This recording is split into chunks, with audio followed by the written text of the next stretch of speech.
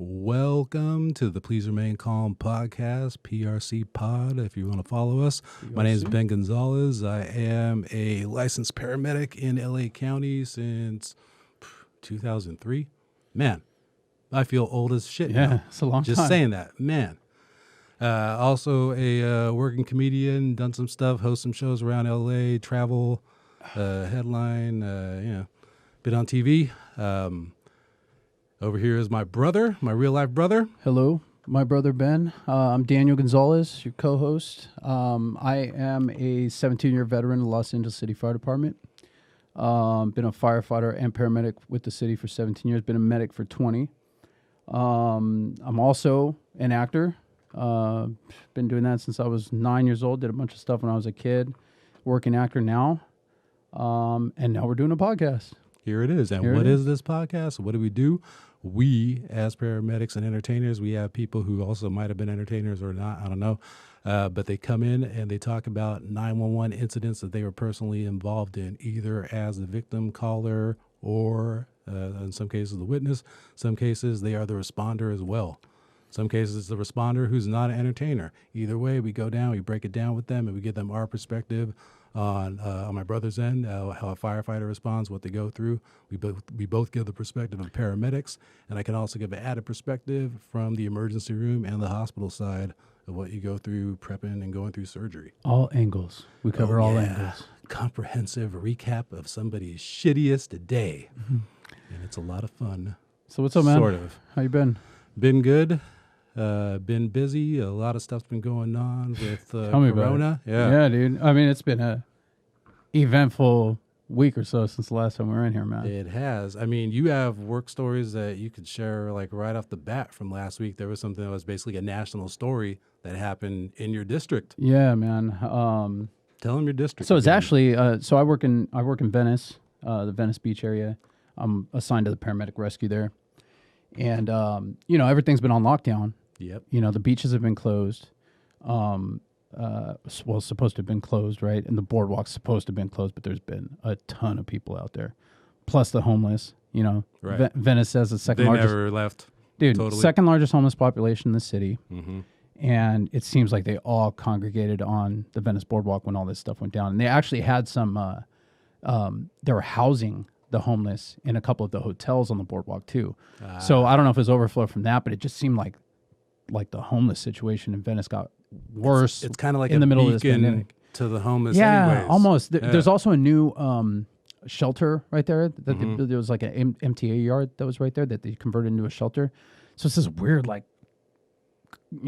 congregation of homeless, and it seems like it almost doubled when the See, and a side quarantine note started. on that, there is a county public health COVID quarantine encampment, like a legal setup one that's on Dockweiler. Yeah, Dockweiler. Yeah, So they have RVs, they have showers, they give them meals. Have you seen the RVs that they have? They're nice. They're freaking Yes. nice, bro. Yes. They're freaking nice. So they had that all set up, and then there's like an initiative to put to house the homeless in hotels, and they were doing it up in San Francisco too. And I get it, man. They're trying to keep them off the street because the way it was spreading, the way that COVID spreads. Right. I mean, if one of these homeless people who are every single last one of them has pre-existing conditions, whether they're self-inflicted or they had something already, but it would sweep through the homeless population, easy. I think. Easy. And we've had mass casualty incidents through homeless encampments a bunch of times. Yeah, you had them dude. when you worked at Nines. So it kind of brings me to that too. Right. So they did have somebody infected at Nines at the Union Rescue Mission, right? Right. One guy, employee that worked there, and so they quarantined them in there, and then they started LA City Fire Department was kind of the manpower behind all the testing that we were doing in LA City at least, right? Yeah. Set up the drive-through testing sites, right? So they started doing that testing in Skid Row also because they wanted to make sure that there wasn't going to be an outbreak. And man, hardly anybody had it at Skid Row. That is insane. Isn't that crazy? Skid Row had like a typhus outbreak. Yeah, dude. It's almost like you build up like immunities to things. You know what I mean? Dude. It's like maybe like being on the street just gives you like super immunity to shit. It's like that Simpsons where they showed him Mr. Burns has everything at once. Yeah, it's like nothing affects him because everything. Exactly, he's dude. like packed. So they did it there. They've been doing it in Venice. So, anyways, what I was getting to was this quarantine is going down. Everybody's in lockdown. The beaches are shut down. They filled the Venice is kind of famous for the skate park there and stuff like that. And the boardwalk is, world famous. Mm-hmm. Well, they bulldozed sand in and dumped it in the skate park and stuff like that so that people they were doing their best to keep people off the beach. Boom, day one. Beach opens up. Everybody's out there swimming. And 39-year-old man, okay, Shad, what's Gaspard, his name? Gaspard. Sorry, WWE wrestler. Gaspard. He's a WWE wrestler. So my rescue got the call. I wasn't on the run. It was I was off that day. It was another shift, but they got the call for a drowning. And usually, what happens when we get a call like that for drowning, the lifeguards. So anything from the boardwalk to the water is LA County, right? It's all lifeguards. And lifeguards are basically like, they're operating kind of like a paramedic unit. Basically. They're under the umbrella of the LA County the Fire LA County Department, Fire Department, right? So usually what happens when there's a drowning, and when we get them, man, we get them. It's the beach, we get more than we'd like to get. The lifeguards will go out, effect a rescue. They'll bring them up to the sand, and then they have a pickup truck that backs up right to the sand. They'll load them up on a backboard and bring them up to us at the boardwalk. Right. Okay. Well, in this case, he was out there with his 10-year-old son, and the radio reports match with my relief told me in the morning when I got there. So basically that he was out there swimming with his son. They both got caught in a riptide, pulled out. And Venice Beach riptide. It's a real thing. It's no joke. People dude. don't. Yeah. It gets the water gets pretty crazy there at certain times of day, especially if there's weather coming in and stuff like that. And then you accompany that with kind of everybody's excitement of being out at the beach again and stuff like that. You kind of let your guard down a little bit more because you're having fun. Or if you're not used to being out in the water, it's easy to get caught in a riptide, dude. And then also you think like, you're a pro wrestler. Exactly. The guy was he's chiseled, dude. Yeah. 6'7". Yeah. He was like a monster. Like, he was you don't huge think and ripped. Water's going to pull him away. Like, you're not. He was also a trainer at my buddy Matty Mullen, so twin brothers, Matty and Marty Mullen, right? Marty was our captain at 63s. Matty's a fireman on my shift. They also are trainers and help run the Churchill Boxing Club, which used to be Wild Card West in Santa Monica. Okay. Right. And Wild Card Boxing, Freddie Roach. Yeah. But it's now separated from that. It's Churchill Boxing Club. But this guy Shad was one of the trainers there at, is that right? The boxing gym. Yeah, Jeez. man, super bummed. And it just sounds like him and his kid got sucked out in a riptide. And I don't know if you've ever been in a riptide, dude, or just being out in the water with waves crashing on you and trying to swim and struggle. Get through it. Yeah. It's exhausting, dude. Totally. Now, put your 10-year-old kid out there with you. Right, you're holding him up, keeping him up. Oh the my whole God, time. dude! Yeah. I can't even imagine how terrifying that would be for a father. So, the lifeguards were alerted to it. Lifeguards swam out, and they got that little buoy out there. Right. And apparently, he just wasn't able to pull them both in because of the guy's size. Yeah, so massive. Yeah. And he did what any father would do and handed his 10-year-old son to the lifeguard and said, "Save my son." And he treaded water, and the lifeguard, and I feel for the lifeguard too, man, because the lifeguard dragged the kid in. The kid's unharmed, okay, not a scratch on him, is perfectly fine. Runs back out to go get Shad, and gets within distance of him, sees a wave hit him, and he went down, and that was it. They couldn't find him again. The search continued for 3 days, and not last night, but the night before, about 3:00 in the morning. Or midnight-ish, somebody walking along the beach reported a body there, and we got called out to go. We get called out, because they don't know for sure who it is. They just know it's cardiac arrest, and sure enough, it was him. And it's just tragic, man. What a sad thing to happen. Oh, totally, man. Especially when you read all the stories about what a great guy. Yeah, exactly. He was. There's all these like tributes and everything. One of our other friends is comic John LaCosto. Yeah. He's a WWE announcer now. Oh, Moved okay. back east, and he posted a really nice tribute. Yeah, to him. man, and Maddie, like a great Maddie guy. was saying, and just what a great guy he was. And then I got a chance to kind of peruse his Instagram and seeing the pictures with him and his family, and it's man, and that kind of goes to the heart of what I was talking about in our last episode. Is just like, man, it's so those are like the kind of things as a medic that stick with you. Oh, It's like even not seeing something crazy or gory or something like that, but just being involved in a situation like that. It's like a terrible, it's a fucking terrible situation, event, and you don't bro. forget it. Yeah, It's terrible, Totally. and it sticks with you. Totally. And then the lifeguards that go through that all the time too, because people think like lifeguards like Baywatch and like you're chilling on the beach and everything, and it's cool. Yeah. But it's like they drag people out of the water, dude, Well, a lot. Hey, man, Like shout more out. than you think. Shout dude. out to all the LA County lifeguard, all the lifeguards out there, man, because I've seen them. They call us out there to do standbys when they do like the tryouts. Yeah. To be a lifeguard. It's a and bitch, we're dude. damn near treating people Yeah. from exhaustion It's from the rough, swims that they dude. do in the And that's ocean. what I'm saying. You've got to get out there and then effect a rescue. Yeah, then man. pull them back. Pull 'em and back. then you just go right back and get the next person. And you're still fighting that same riptide. yes. You gotta know how to fight against that and save somebody. And then this dude you have to save might be like twice your size almost. And Yeah. You still got to figure out how to drag him Yep. back in. And the other And thing not fall down yourself. and the other thing to consider is, you ever try to save somebody who's panicking? Yep. You know what I mean? Yep. Panicking and just struggling Mhm. for some way to keep Struggling air. and pulling you down. Yeah. So shout out to lifeguards, man. What a difficult job, and they're most needed when the surf is its worst, and huge Yeah. and jacked up. Yep. So so that happened. Just a terrible, terrible thing. There was a horrific incident that happened downtown that we're going to talk about tomorrow Yeah, on the with next our show. guest tomorrow. Yeah, we're It saving fits that in. one. It fits in pretty well with that. But shout out to all my boys over at Fire Station 9, man. Our hearts are thinking of you. Yeah. Always.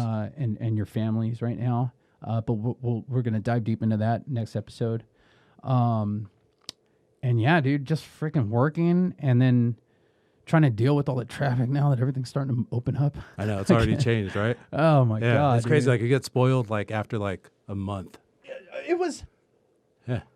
wonderful. Yeah. Dude. Like Yeah. You could get around everywhere. 10, 15 minutes to fucking anywhere you want to go in LA. Mm-hmm. You want to go to the Valley, bro? Let's go to the Valley right now. It'll take us fucking literally 12 minutes to get to the Valley. Yeah. You know what I mean?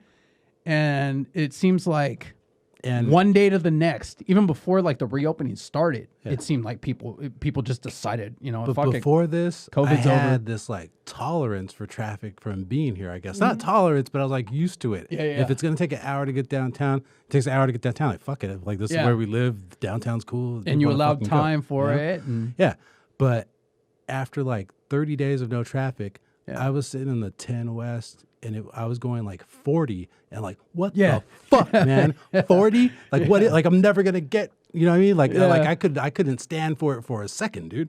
You know what I mean? Like it was Yeah, like it hell was yeah. fucking too much for me, man. It fucking sucks. But then that's the thing we got to get used to now, man. Reopening, and that's the next thing that we were going to talk about too. And The it's rush to reopen. Is this the right time? man, whether it's the right time or not, it's fucking happening. Yeah, And, like, people really don't give a fuck. Yeah. Right. That's the way it seems right now. Yeah. If it doesn't matter. Nah. People are going out. Yeah. Bottom line. And I said that like 2 weeks ago. It seemed like that was happening. A week That it ago. was starting to, yeah. It was just like we're at the, because we cruise down. We do like a loop around our district, a couple times a day. yeah. And we do a cruise down the boardwalk. And it was just like, holy shit. Everyone's coming back. Yeah. There's a Yeah. ton of people out here. Yeah. Big old signs, light up signs on the side that say boardwalk is closed, bike path closed, and it's just packed with people and bikes and shit. Yeah. So, I mean, And are you seeing people in masks? 30%. 30%.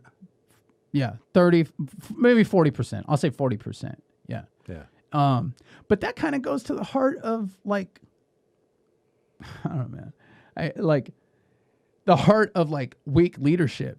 You know what I mean? Like if there was like a joint effort from everybody in a leadership position saying, this is our plan, this is what we need to push. Yeah. Then I think, that's human nature, dude, to like look at everything. This is what our leaders are telling us. This is what everyone else is doing. Okay, we'll go with that. Yeah, but we're not set up that way anymore, man. We're not. Everything is for contrarians. Yeah, You know? yeah, dude. So who knows, man? Hopefully it doesn't, the curve doesn't recurve. You know what I mean? Hopefully it doesn't. We don't get a jump in cases. It hasn't dropped though. Yeah, I know. Yeah, I know. That's the thing. Like everything's been like steady. Yeah. But then also, the hospitals haven't really been like overflowed yet. Well, like we did not in California. Well, not in Southern California. And that's what I'm saying. We did the plan that we talked about in our first episode, I guess. Right. Yeah. Yeah. The hospital plan for LA County, which I was a part of. And now we're actually starting to dismantle that. Dude, what is that? St. Vincent's, they're freaking closing. We closed it. They leased an entire empty hospital downtown for COVID surge patients, and we just didn't get the fucking surge. Bro, better than that. We had the convention center set up to go, and we never even opened it. Yeah. We never put a single patient in there. Yep. All right? So the Mercy ship, I forgot what they put, maybe 120, 150 or something in there. They're all gone. Those guys are back out to San Diego. Yeah. Now, St. Vincent's, we called it the LA Surge Hospital. It was supposed to be just a hospital only for COVID positive ICU patients and that level. Yeah. And I mean, I guess we filled it. I was never totally clear on what their capacity was. But yeah, now that's ramping down. We're not putting anyone in there anymore. Yeah, man. It's closing up. And it's funny, man, because like the fire department's a pretty conservative organization. You know what I mean? Like the average firefighter is usually more right leaning. There's a lot of Fox News on at the stations all the time and stuff like that, right?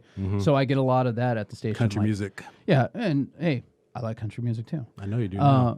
But we get a lot of that at the station too. Like I don't know. I don't know, man. Do you think this thing is real? You know, dude, I get that at my job. Yeah. And we are like and you're hospital administrators. Yeah, exactly. Like, Dick, like we're literally counting the death numbers every day. And you're like, I had a supervisor tell me, like, they could just be anybody's dying. They count it in as a COVID. Yeah. COVID. That's the other. I'm like, dude, do you really honestly think that? Like, you've been here 10 years, dude. You know all these doctors. You talk to them on the phone. Do you really think they're just full of shit like that? Yeah. You know what I mean? Like, of course not. But that's the thing. Like, there's a thing to being contrarian and like feeling like some kind of like power from that. Like, you don't believe that shit, do you? I know what's really going on. Yeah, exactly. That's all the fucking shit that we're like stuck in now, man. That's the whole liberate, reopen, fuck your mask. That's the most frustrating thing about this entire thing, dude, is that if you look at the science of it, look at the numbers, listen to the doctors, the experts who don't give a shit about the political side of it, right? Yeah. The Fauci's, the health professionals, the Department of Health professionals. Yeah. If Bill we had Gates listened wants to them, track me. Like, who's the fuck of Bill Gates? If we wants to had track listened me, to dude? them from the beginning and just shut everything down, and like I said, if we had leadership that was all in unison and saying this is what the scientists say we need to do, if we shut this thing down, if we had shut it down for 2 weeks, across the nation, it would have fizzled out. Like it would have fizzled out in all the other countries. in this in the state that did it first. Yeah, exactly. So now then the other argument is well California still had a bunch of cases. Well, yeah, because they're having protests in Orange County. You know, everybody packed up with next to each other, yelling, screaming how they don't need to wear a mask and shit like that. Right. Of course you're gonna have cases. Of course. You're not doing the things that you need to do to stop the spread of the thing. So I don't know, man. It, obviously, all that is my view on it. You know what I mean? And other people have other views. And it doesn't fucking matter what those views are because everything's fucking opening anyway. Yeah. So like exactly, we're fucked with you anyway. So it doesn't matter, dude. All you can do, and all like me and my wife. Oh, that was the other big thing. Bernie graduated in USC. My wife graduated USC. Right. Shout out Bernie. From PA school. So PA, finally got her assistant. Yeah, she got her master's degree. Step up in physician assistant study, man. The end of a freaking long journey. It's a work, super freaking dude. proud of her. But you know, we're both in the medical field. We both are in situations where we're going to be exposed to this thing. I've transported at least 4 known cases myself from the West Side, and I'm fine. I've tested. You had a partner that tested positive, right? No. Worked with someone who tested positive. Yeah, that's right. Yeah, no. Yeah. Way at the very beginning, that wasn't even a positive test. Oh, okay. No, there wound up being like 9 or so, something like that. Yeah, guys like on the job that actually tested positive and they quarantined. Like your department did a really good job with that, dude. Because there were other departments, like was it Long Beach? Had a whole station that was wiped. Oh yeah. Yeah. And I mean, that's another thing about it, dude. It's like, in reality, when I transported a patient that we suspected had it, I should have quarantined for 14 days. Right. But the way, if we did that, everybody would be off work. We wouldn't for have 2 a weeks, fire dude. department. Yeah. We wouldn't have a fire department.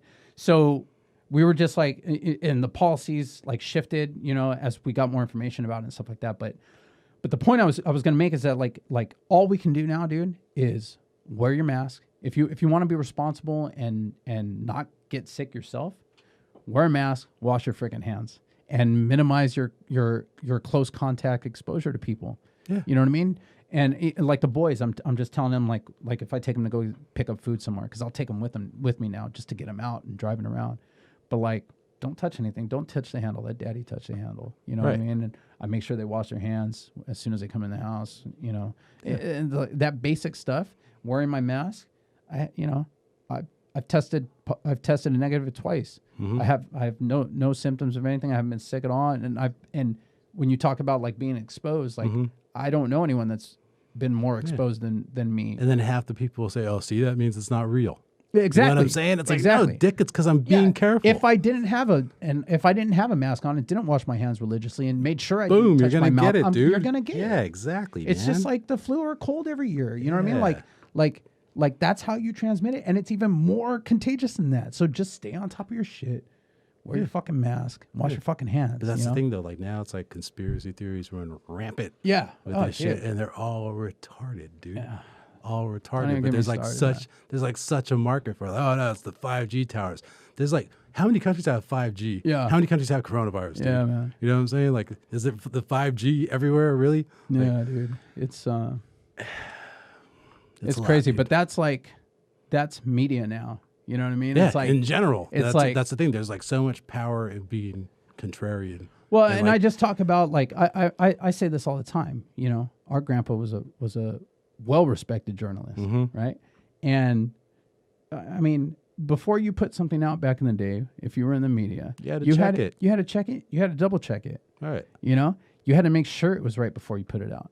Yeah. And now in like the era of Twitter and you can just create any organization and call it a news organization and put whatever you want on it. Post whatever, dude. Like OAN and Breitbart. You know what I mean? Like,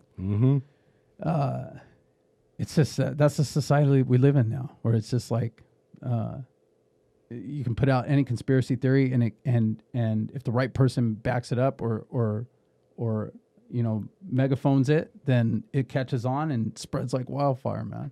Yeah, totally. I'm trying to coordinate our guests that we're going to have call in. Yeah, it's a pretty interesting story. Do you want to like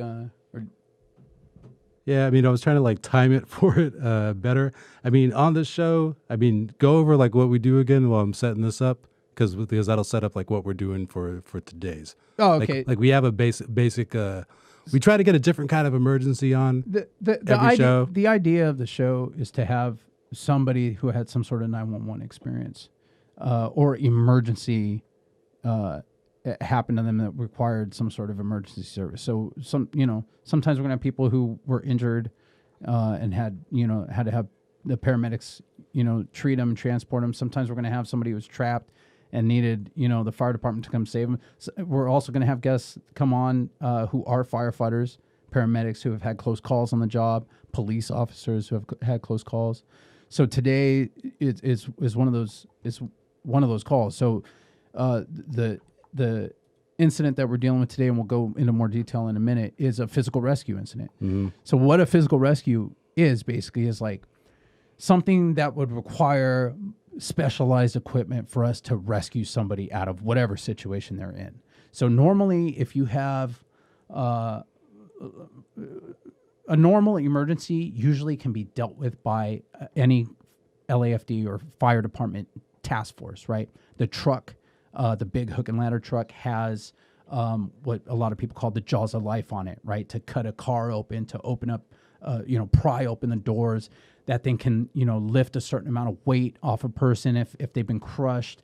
We also have airbags, right? These huge airbags, thick airbags that can lift tons and tons of weight that we can stack in there with cribbing. Yeah, when you're saying like an airbag, you mean like an inner tube, kind of like an inflatable. Yeah, it's that's like a massively strong inflatable, basically. Yeah, exactly. It's a flat, square inflatable that we hook up to an air bottle, and it's all done with air pressure, and it basically inflates that square, and it can literally like lift tons, like pretty much anything. Tons, yeah. trains, cars, trucks, garbage trucks. I mean, anything. It's pretty strong. And then basically what we do is we'll slide that thing in, lift, and then we have these pieces of wood, all different shapes and sizes that we call cribbing, right? Right. Because wood doesn't compress, right? Right. So we'll lift, stick some cribbing in there, release, right? Put some more cribbing, pile it up. So we put the bag. It's not a quick process. It's not a quick process. You're supposed to lift an inch and crib an inch. Right. And the idea behind that is if the bag fails for some reason, it's only going to fall an inch. Right. You know, you're not gonna have this huge load fall back on a patient. Right. So sometimes we get in a situation where it's an incident that is too big or too difficult for just a regular truck to handle. In that case, we call out heavy rescue. We call out what we call the heavy rescue. A heavy rescue is essentially a freaking huge tow truck toolbox. Yeah. Like the tow trucks that pick up buses, exactly, or big rigs. Yeah, exactly. Those giant tow trucks. The fire department has a few of them. Yeah. How many is there? Just one? Or there's two. One heavy U. There's one. Okay. Yeah. Sometimes you'll get in Glendale we had that train derailment 15, 16 years ago. You might get the heavy U with the Urban Search and Rescue Task Force. The Urban Search and Rescue Task Force, collapsed buildings, the train derailment, like I said, where they go into confined space. They'll do like water rescues, swift water stuff. That's all USAR Task Force. Right. So depending on the severity of the incident, that kind of determines the level of rescue that we're going to call for. Sometimes we'll get or if you have a major accident that requires, somebody to be cut out of the car. A lot of times we'll call and start a physical rescue assignment, which attaches the heavy rescue also, just to get them coming because they're downtown, just in case, right? Yeah. Just in case. You might pop that door open or, cut the right thing and you just cancel them. But if you're a person on the street and you're seeing this is a big accident scene that doesn't clear for quite a while. A lot of people come in, rope it off, tape it off, and they're in some cases out there for hours. There's even a program set up where the units on scene can call in for a surgeon to come in when someone's trapped, and you can call for a field amputation. If they can't get something out or someone's arm out or leg out, a surgeon will come in from a trauma center and cut it off there in the street or in the factory or wherever it's attached. It's funny, man, because I remember when we were kids and the San Francisco earthquake hit. Remember, and then that highway there like pancaked, it collapsed and pancaked. The 80. There was a TV movie. I don't know if you remember this about that.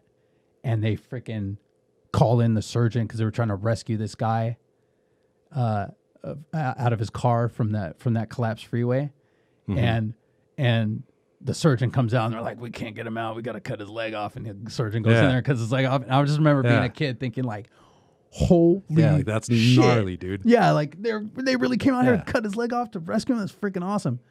And but just thinking it was so wild and like out there, and fuck, man. Yeah, it happened. It just recently happened not too long ago. Yeah, drills for it. But I think the last one I remember actually happening, like where they called for it, but I don't think they actually did it. They called for it. Maybe that's what it was. Didn't use it. I thought because I thought it was you that had told me about it. Yeah, it was like 2 or 3 years ago. Okay. Yeah, we had heard. And it's funny too because we have a schedule there in my office for it because there's trauma surgeon. There's a team ready for it every day. Yeah. Anytime. We just never really use it because that shit just doesn't happen that much. Usually you can get somebody out of whatever they're in. I mean, the fire department's good at that. They figure out ways to take apart pretty much anything. I mean, we get it all the time at the airport. Yeah, but the team is always there, and there's always a schedule for it. And like new people will come in and say, "What the hell is hurt?" And then you get to explain, "Hey, you never heard of a field amputation? Like what? Crazy. Yeah, it's like that's a wild thing." You said you get them at the airport? Yeah, because we'll get like workers because all the conveyor belts. Oh, they get caught in the belt. They'll get caught in like the rollers. You know what I mean? No. Yeah. So we got to figure out how to get them out. Usually the truck's able to do it, but they get Fives is right there by the airport. They got the USAR, so they'll call them out to take stuff apart. Is that why they put the USAR there? I don't know. Probably. Yeah. Probably. Because it wasn't always there. Makes sense. Yeah. Yeah. Makes sense. They went USAR when 85s went USAR when I was a rookie. Okay. I was like stupid lucky. The 85s was my third house, and I got there right as they were being upgraded to USAR, and so they were sending all the guys. Tell them where 85s is. 85s is Harbor City in Los Angeles County. But I got there right as they were trained. I got there for my third. So when you're on probation with the fire department, you go to 3 different houses, 4 months at 3 different houses on 3 different units. Well, my third house was 85s, which was just becoming a USAR unit. So just dumb luck. As a rookie, I got to go through all the USAR training. Yeah. And how is that though? That's pretty intense, right? USAR? Yeah. Yeah, it's cool though, man. It's fun. Yeah. It's I mean, you can tell them like USAR are the guys that when you see they show firefighters hopping on a plane to get sent to a disaster zone, like after there's a hurricane or something. Yeah, those are USAR guys. Or like people cliff rescues, stuff like that. All the technical rope stuff. That's all urban search and rescue stuff. Cool. All right, those sounds that we're hearing are of our guest Skyping in, and our guest today was involved in the physical rescue that we're going to talk about, and she is also a hilarious comedian, good friend of mine. Writer, actress, like kind of like a force in the comedy scene. Like she was recently featured on the calendar section of the LA Times front page. I've never been in any part of the calendar section. Hey, Danielle Perez, what's up, girl?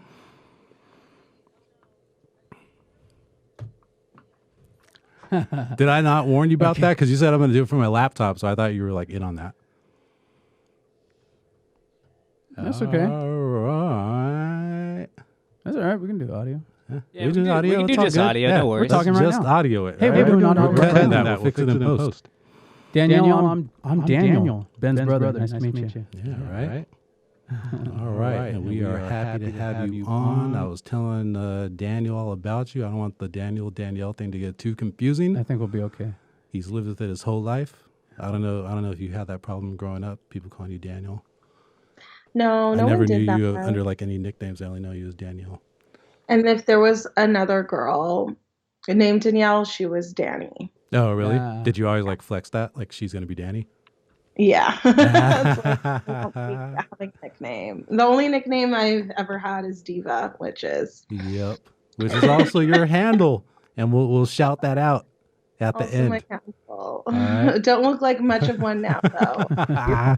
That's how all divas are at some point of the day. If you know what I mean, like literally everything that every piece of armor that I'd use to go out into the world, I no longer use. I'm just confronted with the reality of myself, and it's terrifying. It's bad, you guys. Well, yeah, because now you're in all the time. And which is crazy for you because you were like, you were out all the time. There was never anywhere where I wouldn't see you. This is gorgeous. Your studio is with your lighting. Get out of here. You guys are. Hey, there she is. But I'm saying like you were like the most social person I knew, pretty much. There was like nowhere like where you don't run into Danielle. Like even in other cities, like, oh shit, Danielle's here. You know what I mean? Yeah. Like all the time. So like, yeah, for like you to have to be home now, like that's wild. This is like a 180 like for your life, dude. It is. It's been really challenging for sure. Yeah. Well, we appreciate you doing it and coming on with us, especially because our show's not always like an easy show, for the guest. Yeah. Because what we're going to talk about, but I know trauma. Is that what's happening? You're right. We're going to relive like your worst day ever with you. All right. And it's funny too, because like I always start the show like we say what we do, that he's an actor and I'm a comedian, and like I feel like I'm never funny on this show. Or like I never really have like much of a chance to be like funny because we're talking about like serious shit. Like our last guest, Danielle, was the guy that survived the. Did we lose her? We did. Yeah. Well, we're Skyping in and we're working with it, you guys. And there's little Skype sounds. All right, you back? All right. Yes, I am so sorry about that. That's I want to make sure all my windows were closed. And had the messenger because I copied and pasted that to find you guys. Yeah. And so I thought I had clicked on it to exit out, and then it just, I'm so sorry. Yeah, that's all It right. happens. Don't trip. Now we're back, though. All right. So, yeah, like we were saying, like, I always want to be funny on shit that I'm on. And then, like, we're doing this show, like, where we talk about people's, like, 911 story. And the worst thing, like, last week we had this guy who was a Vegas shooting survivor. And he was a firefighter who got the Medal of Valor for, like, helping people, all the victims, like, while the shooting's going on, right? Yeah. And I'm thinking of funny shit to say, like, during it. And I'm like, you know, maybe like, hold off on this one, dude. You know what I'm saying? Read like, the room. Yeah. So it's like now, like, at least we have somebody who's, like, you know, also, like, hilarious. And, you know, we can breathe a little more on it. You can talk about you getting hit by a train. There's no big deal. Yeah, I mean, like this is what we're going to do. Cut it up. Anyway, so let's. It's not the first train that's been run on you, right, Danielle? Yeah. See what I'm saying? So why don't we just talk briefly? You want to give like a rundown of what happened, or just like a quick synopsis of a quick synopsis. The log line. How long ago? Yeah, right. Like how long? Yeah, log lines, please. Sure. In 2004, Jesus, that was so long ago. In 2004, I was living in San Francisco, going to San Francisco State, and Are you from there? up there. I'm sorry. Are you from there? No, I'm from Los Angeles. Oh, okay, cool. San Francisco State was just the best school I got into, the furthest away from Los Angeles home. So I was an accounting major. Technically, actually, was already kicked out of school at this time, but was still sending in falsified transcripts to my parents, so I could still keep getting my good student discount on car insurance. How long did you pull that off? Until the accident. But I mean, like, how long of a period before then? So the accident was in October, so like at the beginning of the fall semester. By like the end of the year before, they were like, absolutely not. You won't be coming back here. How long were you planning to do that? I mean, I don't know. I wasn't really thinking things through. Yeah, you know, I wasn't like, really about to wing it. Yeah, you're only in college once, or I guess you weren't in college. Yeah. Honestly, what a relief when the train hit me, you know? I know, right? It sounds like now it's like a fateful train. There's a whole other angle to this that I didn't know. Send me a sign, Lord. Right? What should I do? Yeah, right. Truly, yeah. Because I mean, I was an accounting major, but I had gone to Catholic all-girls school before that, so I was just wilding out, majoring in sex, drugs. College time, yeah. Okay, that's hilarious. It happens, dude. I did like crystal meth on accident. We had run out of Coke, and then my friend was like, "Oh my God, wait! Before you do this, it's crystal." And I'm like, "Ooh, diamonds! Okay, whatever." And then it was like, "Wait, why can't I go to sleep?" And my heart is beating out of my chest, and now I'm like on the internet just looking up quotes and pasting them all over the apartment. We have all been there, girl. You're among friends. That's like what I'm mess doing. Around. So that's where your head's at the time. All right. Sure. So it's the afternoon. I was a sales associate at Coach. Okay, I was truly living a Sex in the City kind of life. Right. Well, your parents think that you're on the honor roll. A slip over the jeans, you know, a high heel, a 3-inch. It's 2004. Yeah. 2004. This is peak 2004. Really doing it. Mm-hmm. But up there in San Francisco, the Muni is the main public transportation system, and it consists of buses and like a light rail system. Mm-hmm. So, or streetcar and light rail. So the streetcars go above ground and below ground, like a subway. But when they're above ground, they roll with traffic, and they're, you know, it's like the light rail. It's like LA. Like, yeah. Parts of downtown, yeah. Mm-hmm. But like when it's underground, it's obviously more like a subway train. So, but it's not like classically how you think of a San Francisco trolley. That's not what we're talking about. Cable car. It was like a light rail, like metro rail. Gotcha. Yeah. Okay. I can outrun a trolley now. I was hit by a Rice-A-Roni commercial. I was picturing him ringing the bell at you, you know? Yeah. Trying to warn you. No, that didn't happen. Okay.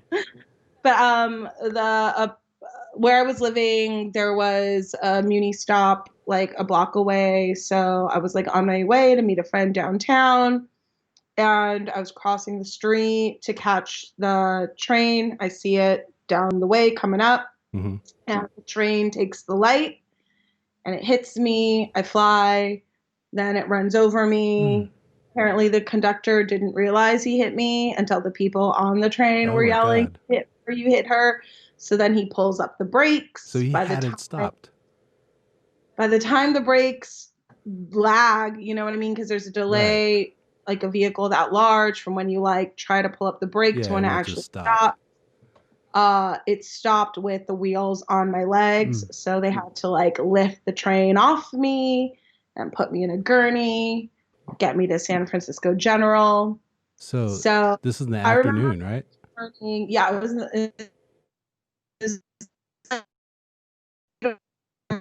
not like today. It's really beautiful, real nice. When you flew, were you awake? Like when you landed, were you knocked out? What I remember is obviously the train, like, because I saw it because I was trying to catch it, and I remember being in the middle of the street and like turning to see it, and then all of a sudden it sped up super quickly, and then that's like the last I remember. And then I just remember coming to, at this point I'm like underneath the train. I don't realize that everything is fuzzy. So you woke up in the street? Yeah, but like I didn't wake up. I don't know if my eyes were open or not because I couldn't really see. It's like, you know, when you're in a dream and you can like everything's fuzzy. Right. Yeah. So everything was like fuzzy. Did you have any pain? Because obviously all the adrenaline is like coursing at that point. But did you wind up in the end having a head injury as well from it, or was it? I don't know. I mean, my friend was like hit by a bus like a few years ago, and we actually ran a show together. Danielle Radford. Danielle Radford was hit by a bus? Yeah, she was hit by a bus in downtown LA. It's a future show. That's why we're friends. We both wear big bitch bras, and we were hit by public transportation. Wow. I never knew that. Yeah, no, she moved to LA from Seattle to like, you know, be an LA comic, like up, you know what I mean? Like next level, and literally was hit by a train within like a few months. Insane. Or not a train, a bus. Yeah, a bus, yeah. But that had a lot of, like, she had a lot of brain injuries from that, and it really fucked up her back. Well, yeah, I don't know if I had a lot of brain trauma. I don't think I mean, who knows? Yeah. I truly don't know. They kept me under for like 2 or 3 days. Oh, okay. Like they got me to the hospital because what happened is that when the train hit me, it shattered my pelvis and that ruptured my bladder. Oh. So they had to keep me open to like check all my internal organs, to like basically like fix all of the stuff inside. And then they just kind of kept my legs, because my legs were so lacerated. They were like, that's kind of the least thing to worry about. We got to make sure all the internal organs. Yeah. So you were trapped. So I don't know if I had any. I mean, I don't think I do. Knock on wood. You don't seem like you did in any way. And I've seen people who have been under for weeks and then come out of it, and they aren't the same. Yeah. And you can always kind of tell, like if somebody's kind of been through something where like they had a real brain injury, and like they don't. Not in any way. So you were trapped under the train. Now, to the whole process of like getting the proper equipment there to we were just talking before you called in. I was kind of explaining like what a physical rescue is and what like that's what they call those situations where they have to like pull a train off someone or get somebody out of a car. So like on my end, I don't. My understanding, it took about like 30 minutes from when the train hit me for me to like get in the gurney. Yeah. So just to kind of give a little insight into that, 'cause I don't know if Ben told you, but I'm a firefighter paramedic with the LA City Fire Department. I work in Venice, and so it's kind of like one of the aspects of this. I try to like give people a little insight onto like the fire department side of it too. So like from my standpoint, we probably would have gotten this as an auto ped, right? Probably more than likely. Which just means that it's a auto versus a pedestrian. And then and that could be anything. It could be a bus hitting somebody, a car hitting somebody, a motorcycle hitting somebody. You never know. So if I were a paramedic and show up and I see you trapped underneath the train, I'd take a look and see exactly what we're dealing with. Are you actually trapped under there or whatever? So and then they started asking me questions like, they asked me like my name, my age, what year I was born, what year it was. And then they started asking me if I could feel certain parts of my body. Exactly. Yep. So that's like one of the first things I do when I pull up to a call like yours is I'll ask them, I'll walk up and start talking to the patient. But mostly I want my questions answered, but mostly I just want to see how you're going to talk to me. Yeah. Like if you you look at me and you got a dead stare staring through me and I ask you what your name is and you tell me, purple cats, then I know something's really screwed up with you. Okay, we got to start moving real quick. But if you look at me, I literally said, "Hi, my name is Danielle Perez. Nice to meet you." Perfect. So to me, that's like a big relief for the paramedics. Yeah, that would kind of give me the sense that I can take a second and really look at what I'm dealing with here and figure out what I need to call for. And then once you see that you're trapped under there and it's a train, that's something that's kind of beyond what the standard fire truck would carry on. That calls for extra equipment. In LA City, we would call for the heavy rescue, which is like a huge tow truck almost.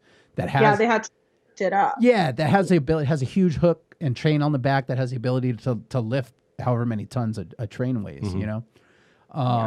So the process, I mean, the time that it takes for me to show up, recognize what your injuries are, call for that extra resource. Those guys got to get to the rig. It's probably going to be 5-6 minutes before they're even there. That's after the 5-6 minutes that it took me to get there. That must have seemed like a long freaking time for you being trapped under a train, right? Well, okay. Or were you still kind of in a daze at that point?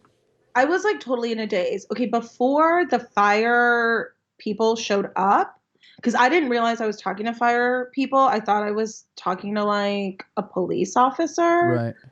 Right.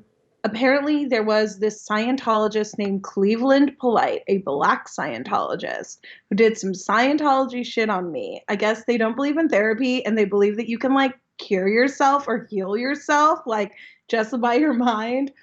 But the way they do that is like basically visiting trauma and like acknowledging things within the trauma as like facts so that those things become like powerless or something. Was this the first guy to see you? I don't remember any of this, but he gave a full statement to the police and other witnesses saw him.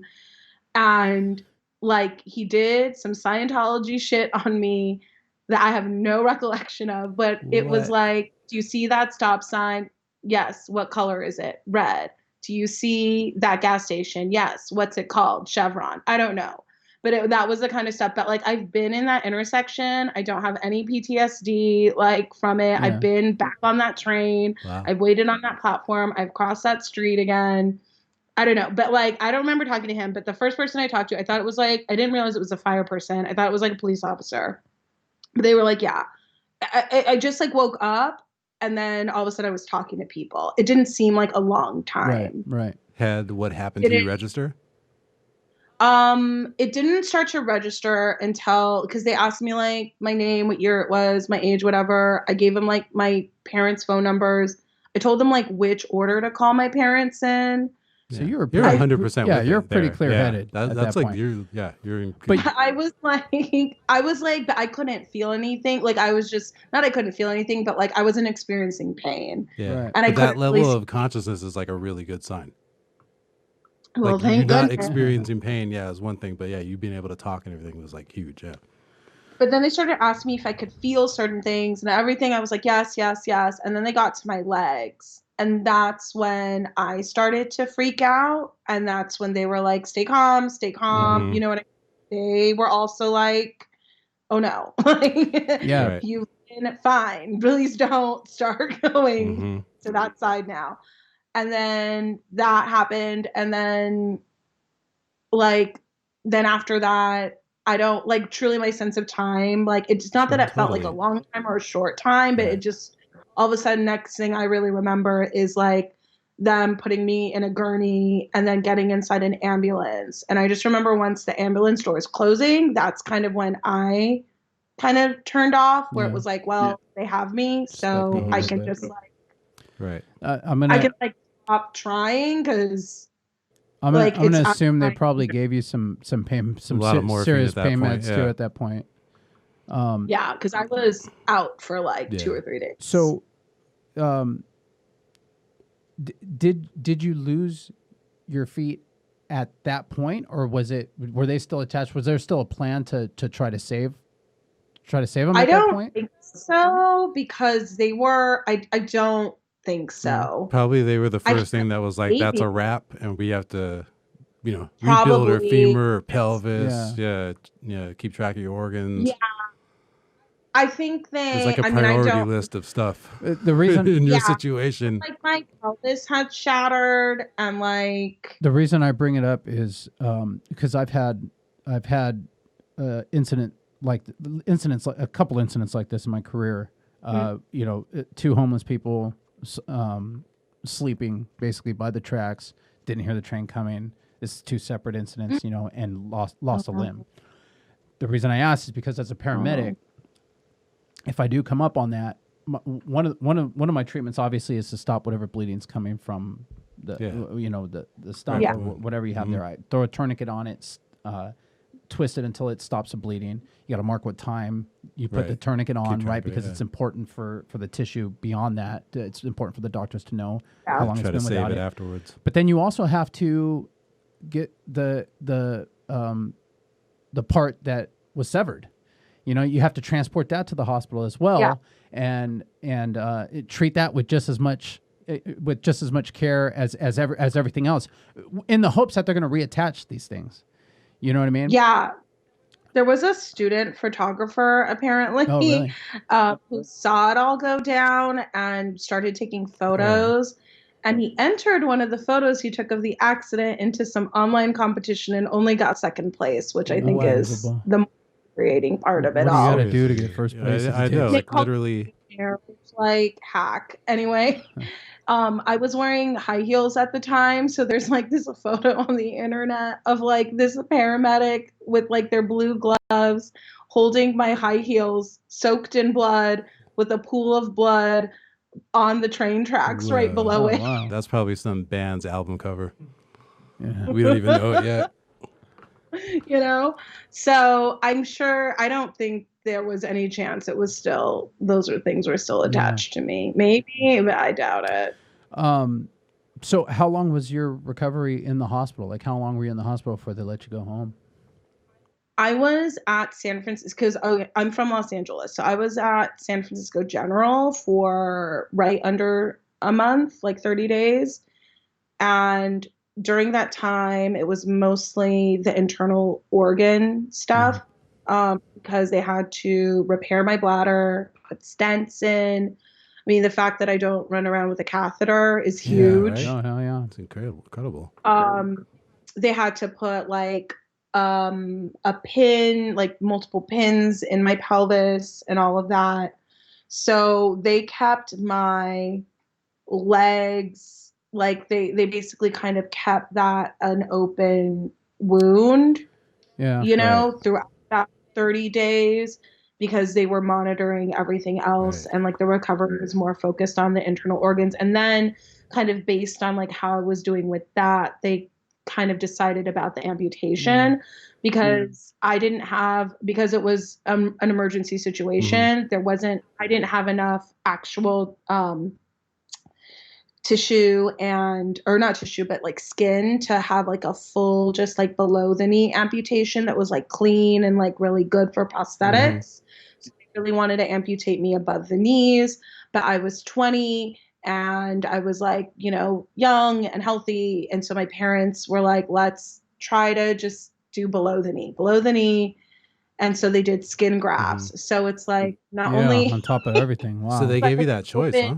I literally have a scar from like the bottom of my sternum all the way down, like abdomen all the way down, because they had me open for so long and that's where everything was going down. But then to have like the open wounds of my legs, and then they're like, all right, we'll do the amputation and we're gonna now like slice from your thigh to put that skin. I just was like, wound for like a month. So they did that, and once they were like, okay, the amputation is doing all right, then they transferred me down to a hospital in Los Angeles or Pasadena. Okay. Huntington Memorial. It's a great hospital. So I was in one of those little paramedic trucks, and I you drove from San Francisco to Pasadena? Yeah. I mean, you're gonna put me on a plane? Yeah, that's right. Like, I mean, they do We've that done that too. a couple times, private ambulance. Yeah. So there's something. Just because you brought up having the open, your legs open, basically. There's something called compartment syndrome that you get if you have a limb that's crushed, where you can get if it's kept closed, it'll swell inside and it'll restrict the blood vessels in that appendage, and so to relieve the pressure from that, they will basically create incisions on there to allow that pressure to all those tissues in there to swell up and not restrict those blood vessels in the hopes of trying to save the limb. Same thing just happened to a captain of mine. Yeah, it was out in the desert and rolled whatever recreational vehicle he was in, and it rolled over his arm. Yeah. And same kind of deal. It was swelling, and it just kept getting worse. Finally went to the hospital, and that's what he had, compartment syndrome, and his hand was already like going. So I don't know if that's what happened with you, but it's definitely something that happens with crush injuries. So it's kind of and seems like it's a bit in line with it. So now my brother, he kind of alluded to it before, though. You did have these amputations. I mean, it's obviously a life changing thing, obviously. Yeah. But he tells me that you are like one of the most sociable people he knows. You're always working. You always have shows. Like if we're on a thing in another town, and you'll hit up other comics. Hey, do you know anybody in this town so I can get some gigs? We had to go to Philly for this NBC thing. Yeah. And she had like 8 shows already. I didn't know anybody in Philly. Hustler. Right? That's what I'm saying. She's like, yeah, hit this person, this person, this person. Like it was all like you know what I mean? And that's how she is like everywhere. Like, I'm going to Philly. I'm going to do shows. If I'm not going to make it, past the callback round, I better get shows. I know, right? Yeah. But it's like, like, I don't know. Like, I feel like I'm like, I mean, I know I'm a comic, but I'm like shy. You know what I mean? Like she's like the opposite. Like she like powers into shit. Like, yo, I'm Danielle. Like, everyone's like super cool. So that's the thing too. Like you recovered, but then you're like bionic almost now. Like you like don't stop. You know what I'm saying? Like you're like always going, always working. I mean, you weren't doing stand up before then. Yeah, no, I didn't start doing stand up till 10 years after I lost my feet. Oh wow, 2014. Yeah. What or 2012? Yeah, so 2014. What got you into stand-up? Just I saw a male comedian who was bad. I'm better Same than here. Maybe it was me. Madison. My best friend Madison in stand-up. She her roommate was a comic, so we started going to some of his shows, and I was like. By the third one, I was like, I'm funnier than this dude. There's another story with Madison with that, where she met Tony at one of those shows, like before you guys started doing comedy. And Tony, we had him and his wife on our second show, and his wife is black. He did a thing about Oreos, like that term with mixed. Oh my God. And Madison wasn't having it, and like said some shit to Tony as a fan afterwards. And then a few years later, you guys start doing comedy, and like Tony runs into Madison. He's like, hey, you're... You know what I mean? Like, I remember, That's funny. Yeah, and he told me about that when I first had Madison on Goonies.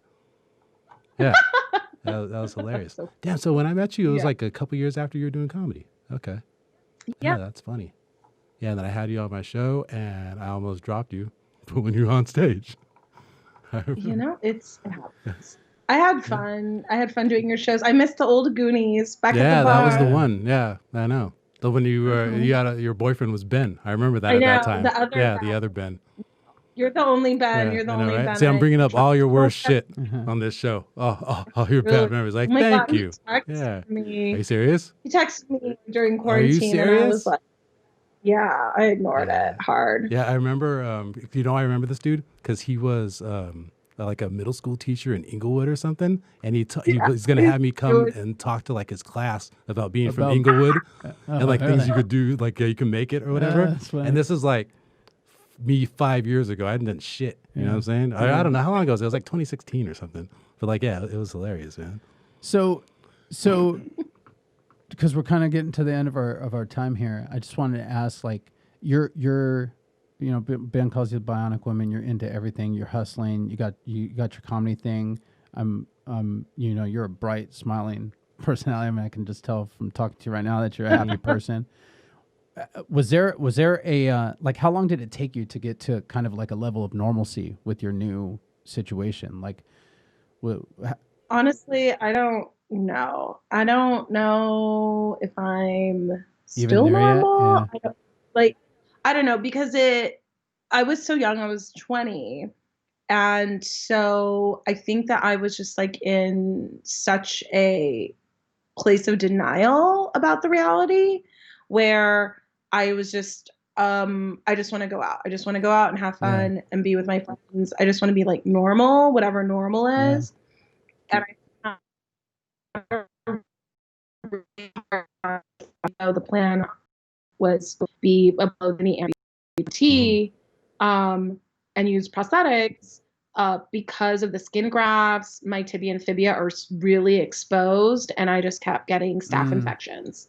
And so like gave me basically like morphine, you know what I mean? I still have like morphine and Vicodin and like all these like hardcore painkillers that it's like you can take them to not feel pain, but that doesn't mean that there's it's still the not process like an happening, issue for a reason. So it's like I would just like pop all these painkillers and then end up with a staph infection. It's like, well, you can't go to a hospital for a staph infection. There's only so many times you get to do that before your body just builds up a tolerance to those kinds of antibiotics. You had to get used to how to manage your life that way. Yeah. So it was a really, I don't know if like, I don't know when it became normal. But it's part of like what she talks about in her stand up too, is like, just wanting to go out. It's like just doing stuff, basically. And things like, and that's the shit I think is like hilarious for me too, is like comparing yourself to other like, disabled people. Yeah. And like feeling like she's not doing enough or should be doing more. Like it's like it's a competition between disabled people and like who's really running shit. And like I just talked to her, like pumping her up, and then she'll talk about it and stand up like she doesn't feel like any of that shit. You know what I'm saying? Like it's fucking it's funny, man. She's great. Yeah, perspective, man. So let's we thank you obviously for coming on, but we also want to let people know where to find you. Yes. All of your nerdy shit. Follow me on Twitter and Instagram at Diva Deluxe, no E at the end. And if you want to see me do some virtual stand-up on Zoom and Instagram Live, check out the link in my bio because I put all my shows there. She does, and she's funny. You guys will like her. We appreciate you coming on. Really this appreciate you coming on. It was nice. You were great. We'll put a super hot picture of you up during the whole interview, okay? Thank you. All right. Thank you, Danielle. All right, let's go. Bye, Danielle. Bye. Having me. Thank you guys for listening. This was our 4th episode. It was a lot of fun. That was Danielle Perez. You can follow her at Diva Deluxe across all platforms. You can follow me, Ben Gonzalez, at Ben9Humor, Ben number 9 Humor, like benign tumor. And you can follow me at Danny Gonzo34 on Instagram and Twitter. And you can follow our podcast on Instagram at PRC Pod. Look for us on YouTube. And thank you for downloading, subscribe, and like, as always, the opinions expressed here are our own and do not reflect those of the Los Angeles Fire Department and the LA County Department of Health. Thank you very much. That's a wrap.